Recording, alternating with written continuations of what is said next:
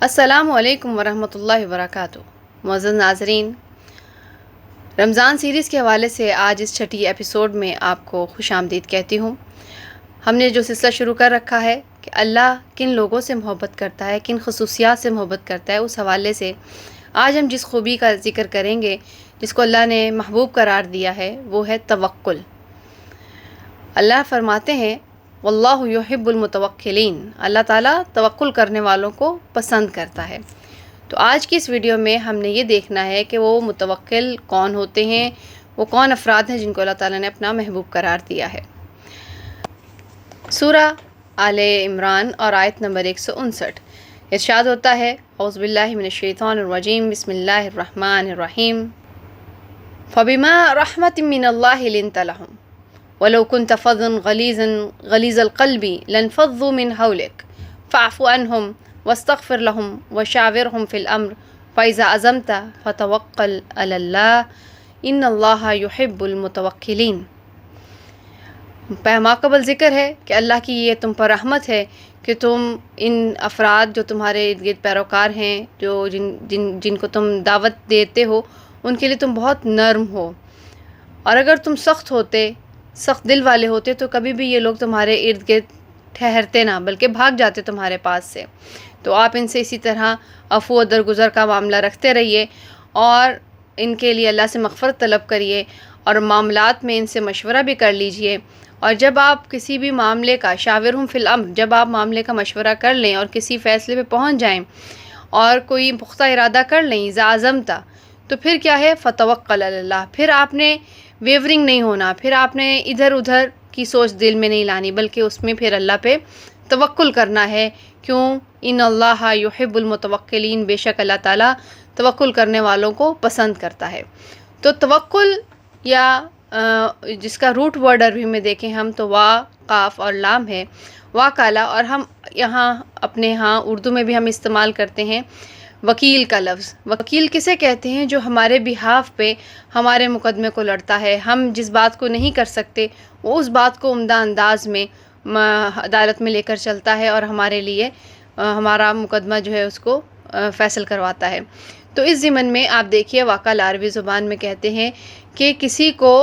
اپنی کمزوری کے سبب اپنا معاملہ سپرد کر دینا اور اسے یہ سمجھ لینا کہ وہ بڑا ہے اور وہ اس معاملے کو لے کر چلے گا تو اس میں کامیابی ہوگی۔ تو ضعیف مخلوق جو ہے وہ اپنے خالق پہ جب توکل کرتی ہے، یہ مان لیتی ہے کہ میرے تمام معاملات کی درستگی، میرے تمام معاملات کو سنبھالنے والی ذات جو ہے وہ اللہ تعالیٰ کی ہے، تو اس وقت وہ متوکل بن جاتا ہے۔ اور اس ضمن میں یہ بات یاد رکھنے کی توکل کا یہ مطلب نہیں ہے کہ انسان اپنی حصے کا جو کام ہے وہ چھوڑ کر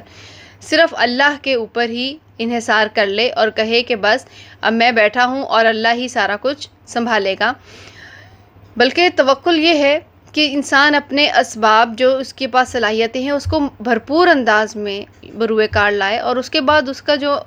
جو رزلٹ ہے وہ اللہ تعالیٰ پر چھوڑ دے۔ جس کو ایک واقعہ ہے جس میں یہ کہا جاتا ہے کہ ایک شخص جو ہے اس نے اپنا گھوڑا جو ہے وہ مسجد کے باہر کھڑا کیا، اور خود جب اندر آیا تو اس سے کہا گیا کہ بھئی یہ گھوڑا تم نے مطلب گھوڑا باندھ کے آئے ہو؟ تو اس نے کہا نہیں، میں نے اللہ پہ توکل کیا ہے اور میں نے اس کو کھلا چھوڑا ہے۔ تو کہا گیا کہ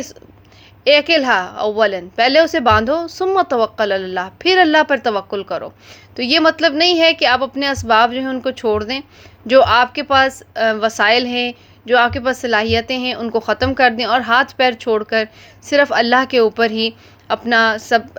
جو معاملہ ہے وہ سپرد کر دیں اور کہیں کہ میں نے اللہ پہ توکل کر لیا ہے۔ کسی شاعر نے کیا خوب کہا ہے،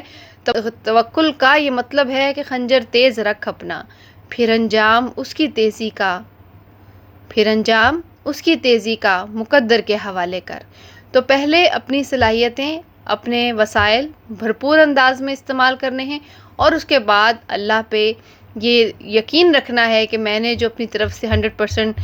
ان پٹ دے دیا ہے، اس کو کامیابی سے ہمکنار کرنے والی ذات اللہ تعالیٰ کی ہے، اور اللہ تعالیٰ جو ہے وہ کبھی بھی اللہ تعالیٰ انسان کی جدوجہد، کوشش، محنت، نیت جو ہے اس کو رائیگاں نہیں جانے دیتا۔